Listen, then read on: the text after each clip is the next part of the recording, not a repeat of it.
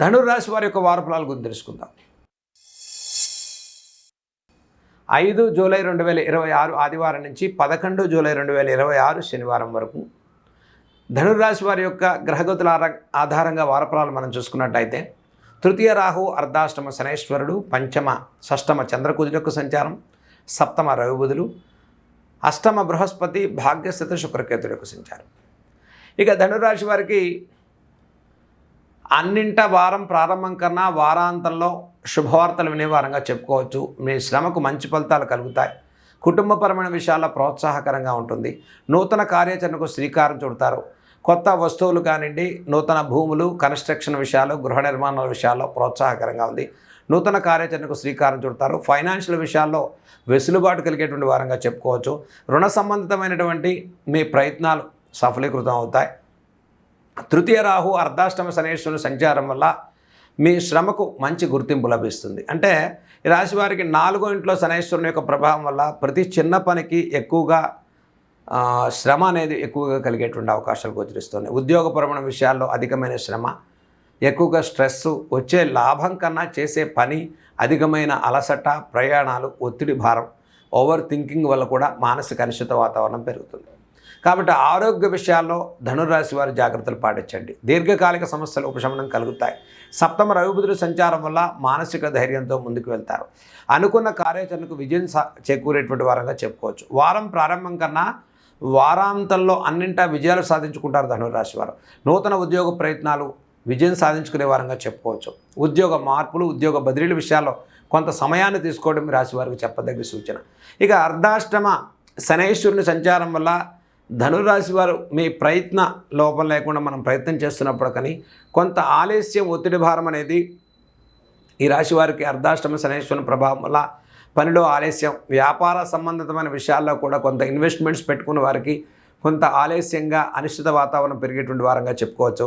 ఈ వారంలో ముఖ్యంగా అష్టమ బృహస్పతి యొక్క సంచారం వల్ల ఎంత ప్రయత్నం చేస్తున్నప్పుడు కానీ కొన్ని పనులు కొంత ఆలస్యం జరుగుతూ ఉంటాయి. ఏమి ఆందోళన చెందాల్సిన అవసరం లేదు. ఈ రాశి వారికి సప్తమ రవిబుధుల యొక్క సంచారం వల్ల ఆత్మవిశ్వాసంతో ప్రతి పనిని చాకచక్యంగా సాధించుకునే అవకాశాలు గోచరిస్తూ ఉన్నాయి. ప్రతి కళాకారులకు కానీ, సినీ రంగాల్లో ఉండేటువంటి వారికి నూతన అవకాశాలు వరించేటువంటి వారంగా చెప్పుకోవచ్చు.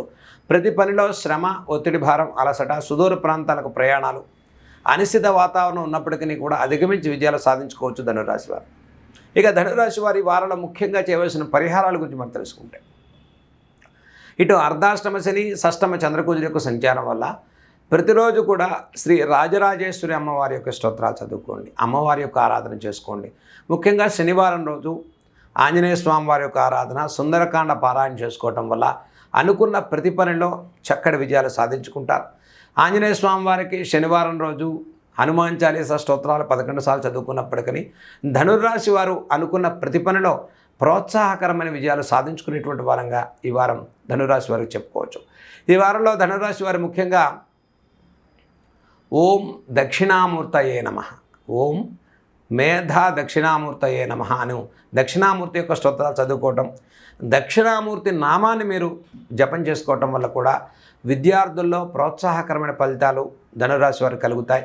ధనురాశి వారిలో విద్యార్థులు నూతన ఉద్యోగ ప్రయత్నాలు, విద్యా సంబంధితమైన అభివృద్ధి, స్కూల్స్కి వెళ్ళేటువంటి వారు, స్కూల్స్లో జాయిన్ అయ్యేటువంటి వారికి, కొత్త కోర్సులు నేర్చుకునేటువంటి వారు, కొత్తగా పురోభివృద్ధిని సాధించుకునేటువంటి ప్రయత్నంలో దక్షిణామూర్తి స్తోత్రాలు చదువుకోండి.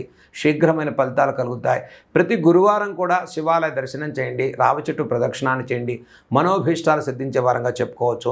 ఇటు అర్ధాష్టమ శనైశ్వరుని దోష నివారణ కూడా ఆంజనేయ స్వామి వారి యొక్క ఆరాధన ధనుర్రాశి వారికి అత్యంత శుభప్రదమైన ఫలితాన్ని ఇచ్చేటువంటి వారంగా ఈ వారం ధనుర్రాశి వారికి మనం చెప్పుకోవచ్చు. హంసకళ మీడియా యూట్యూబ్ ఛానల్ని ప్రతి ఒక్కరూ సబ్స్క్రైబ్ చేసుకుంటారని ఆశిస్తున్నాం. మంచి వీడియోల కోసం, జ్యోతిష వీడియోలు, ఆధ్యాత్మిక వీడియోల కోసం మీ ముందు ఉంచడం కోసం ప్రతి ఒక్కరు కూడా మా ఛానల్ని సబ్స్క్రైబ్ చేసుకోండి.